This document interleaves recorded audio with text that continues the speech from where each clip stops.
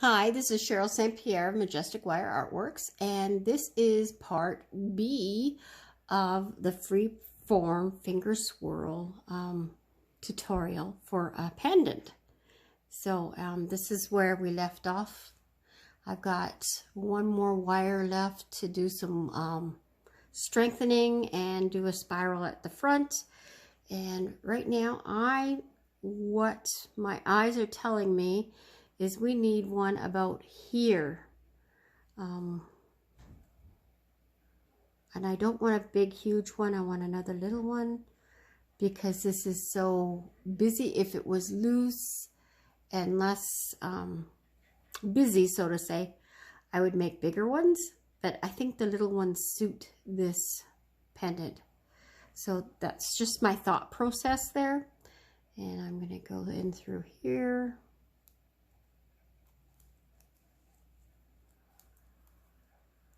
That's the back. Okay, and that's where it's going to be at the front. And I think, do I want it go? I think I want it going inwards.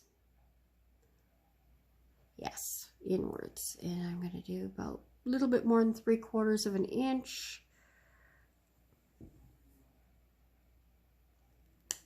Snip it off. Again, a nice length left over to make a bead drop or some other type of other type of wire work, head pin.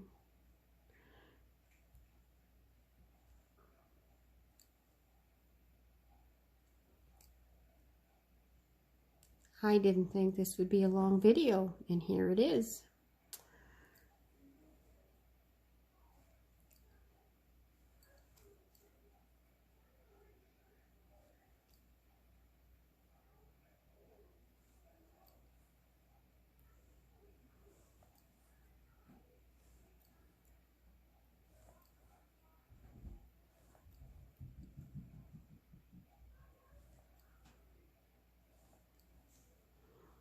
Okay, so it's sticking up, and I'm just gonna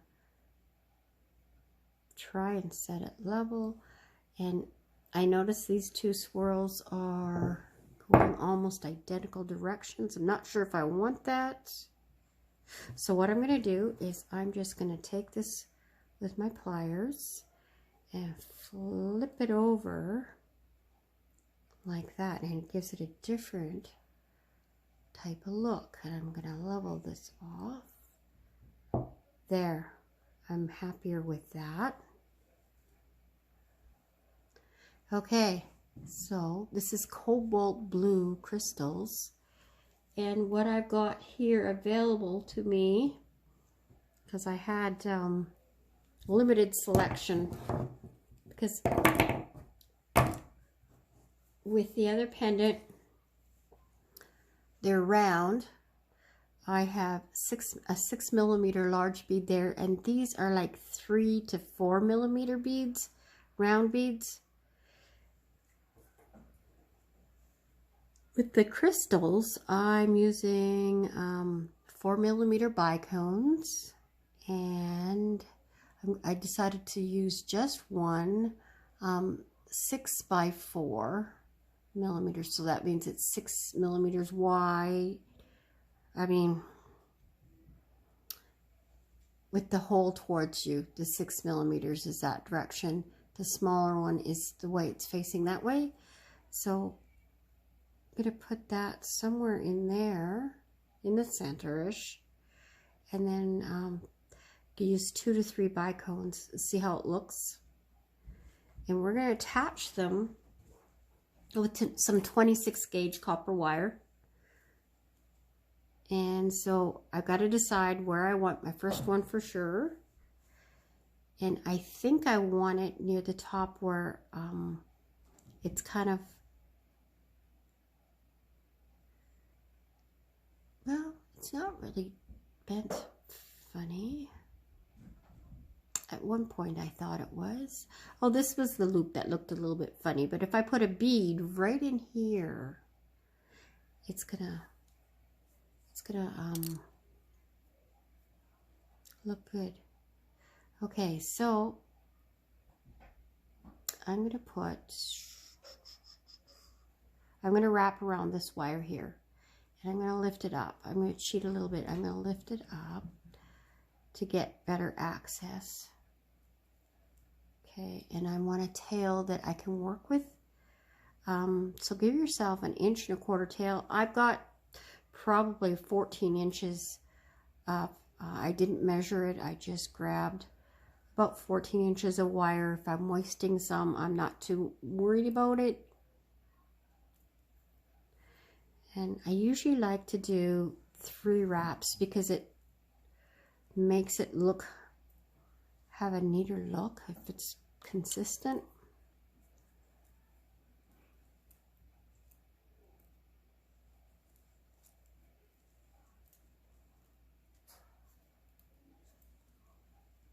Okay, so that's got the 3 wrap look. And now I'm going to take this end and I'm going to tuck it down because it's really only 2, and that tuck makes it have the 3rd. And I want it coming out the bottom because later on we're going to make a spiral to finish off the end so that nothing is going to poke. There's no pokey ends in this pendant whatsoever because we don't want a pendant to poke somebody in their clothing or get hurt. Okay, so I got that. Oh, it's going to end up having 4, but that's okay. And I'm going to put a bicone on it.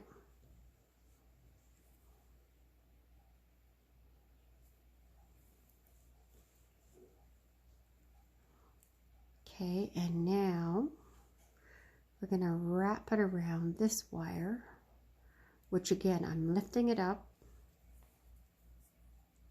to get underneath. And sometimes you can do that. If you can cheat that way, go for it. Because it's really not cheating. It's just making it work. Oh, it's going to be difficult.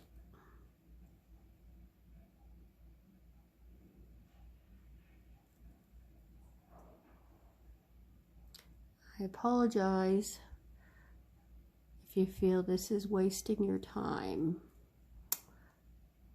I don't want it to be wasting your time. There we go. No, it's underneath. Okay, I'm going from a different direction. There we go.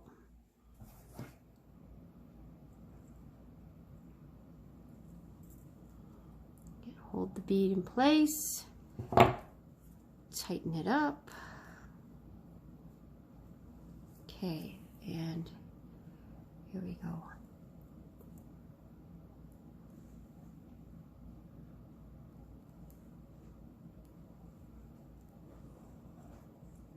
So we're just using 1 wire to do this, and we're going to have it all working together, and it's going to give some strength to your pendant. Okay, there we got the 3 look.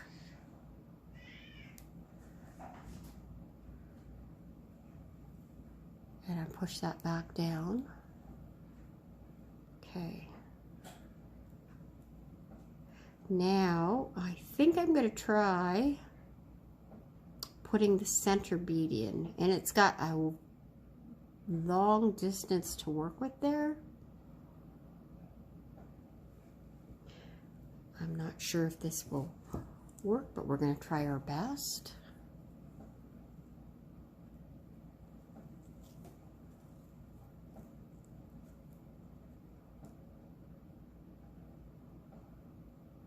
It's almost in a line, and I usually don't like that.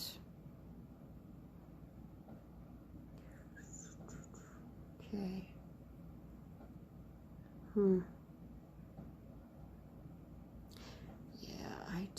I'm not gonna do that. I'm not happy with that. So what I'm going to do is I'm going down to taking the wire to the bottom. Whoops. Take it to the bottom and give it a different direction. Come up from a different spot And sometimes we don't need to do the wrapping look, but I'm going to come up through the middle.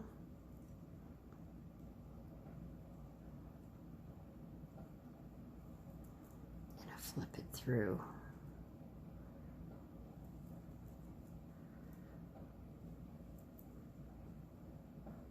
Okay. Don't want it to kink because it'll give it a weak spot. There we go. It didn't work.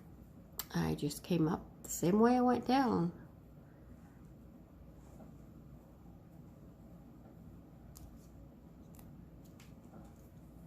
So it's best to do it looking from the top. There we go. Now I'm coming up someplace different. Now I'm flipping it over, guiding that loop so we don't kink it. Okay, and now I've got a different starting point for that bead. It'll give it a different look. See, it's going to be down there. And now I'm going to wrap around this wire if I possibly can.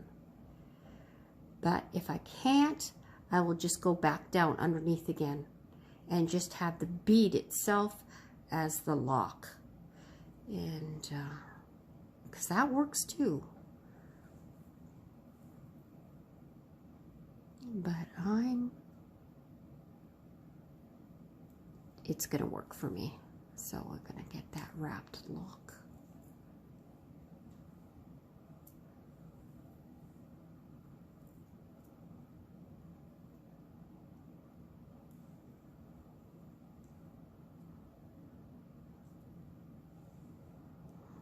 Now, the hardest part when you're like this is getting the wires to line up side by side. Because sometimes they like to go over top of each other, which is what's happening here. But again, you just have to do the best you can so you can get it to look right.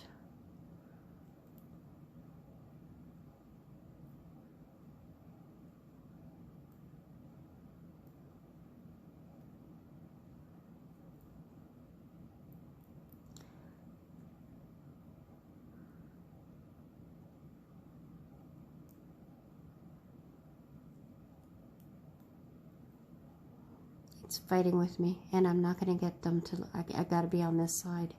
So it's going to cross over, and I have to be happy with it.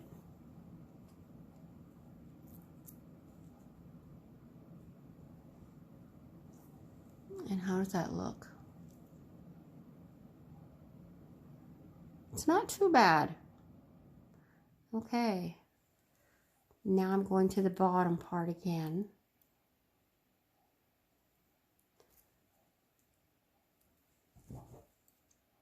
Grab it through with my chain nose pliers because it's slipping on me.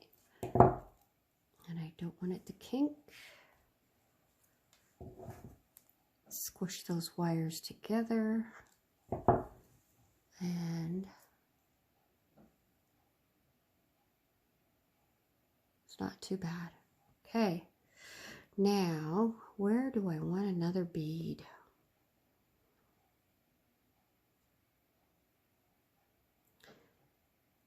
You know, it looks like it's going to be in a line like buttons.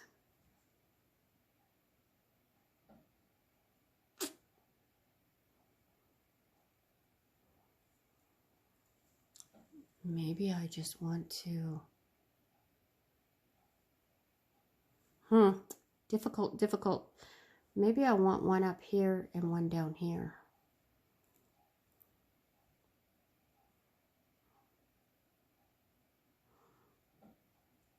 And one on down here and one down here.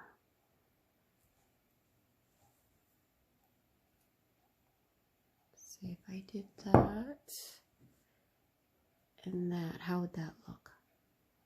That's there. I think that's what we got to do. Because if we just put one here, it's going to look like I don't think that would look, I think the other way's better.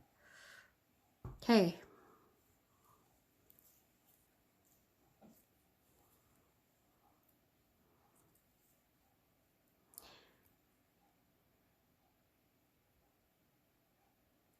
So I'm coming up through here, and as you're doing this, and remember how that was coming out? This is going to strengthen it. I gotta straighten this wire out and try again. Whoops.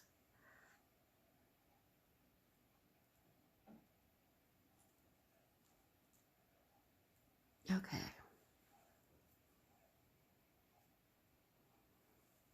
Put the bead on.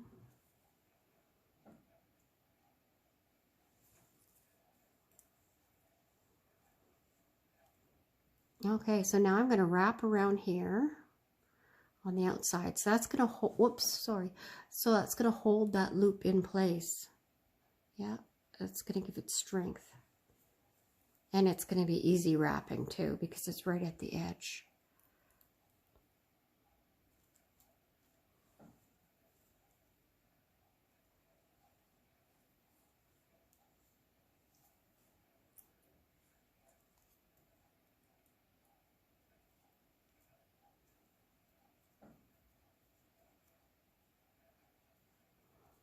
Let me grab my chinos pliers. Okay, so I only had to go twice, and it gives it the 3 wrap look. And now I'm going to go underneath, and I'm going to go, this is the back, I'm going to wrap a couple of times around one of these just to give it a little bit more stability.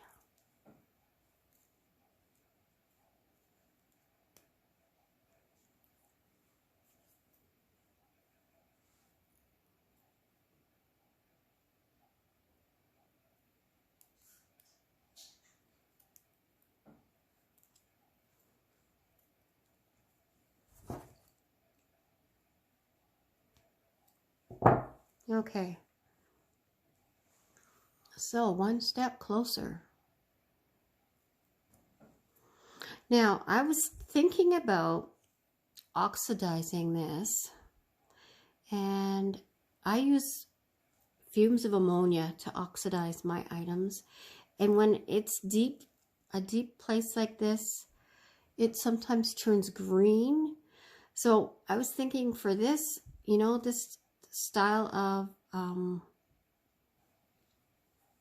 pendant, it's better for this to oxidize naturally.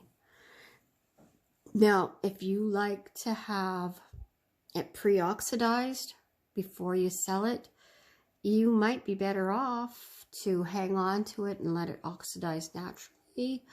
Or if you know your customer knows how it works with the oxidization, you just tell them that it's best to let this oxidize naturally, and then just say, because you just don't want it to get the green underneath.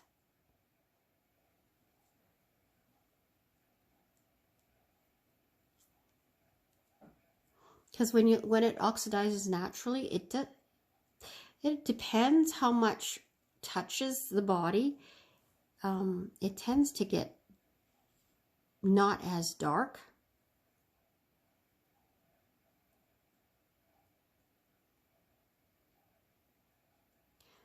Okay. One more time. There. And now again, I'm going to, because I'm at a point where I can't really finish it off because it's the outer edge. I'd rather finish it off in the middle. So I'm going to link it up to one of these back wires. Wrap around it a couple of times.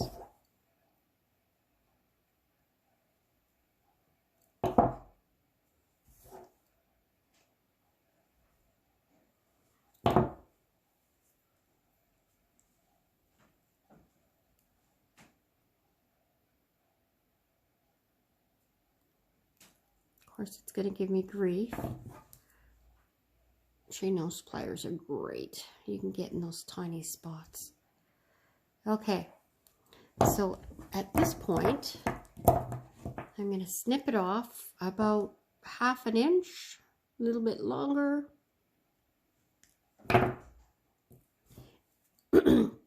And I'm gonna make a, excuse me, a spiral. Doesn't have to be neat, just has to be so it locks in the end of the wire.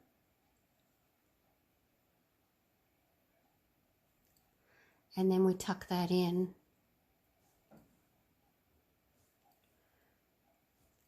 So that it won't catch on anything. See, and now I've tucked it in. Okay, and now I'm going to do the same thing for the other one. Now I made an extra long tail. We don't need that. Again, let's trim it off to about 1/2 inch. Or, yeah, about 1.5 centimeters, maybe a smidge less.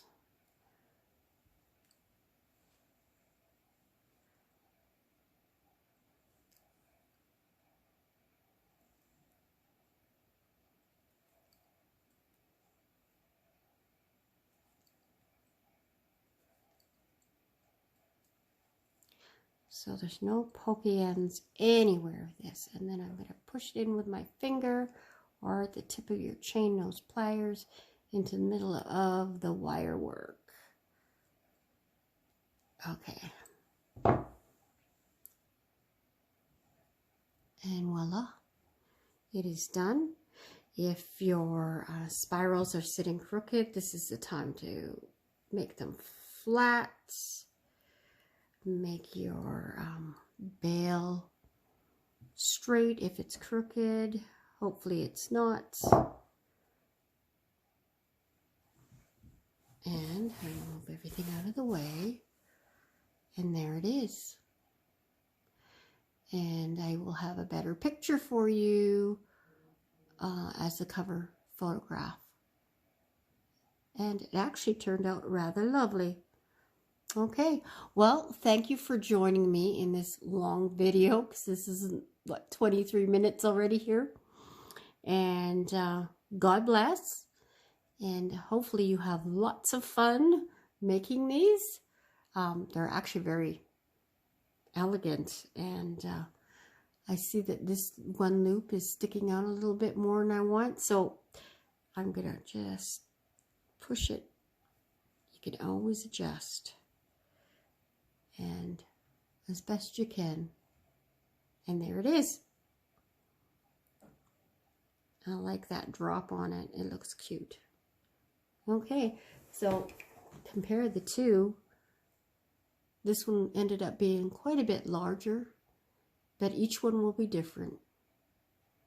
So enjoy. See you next time. Ta-ta for now. God bless.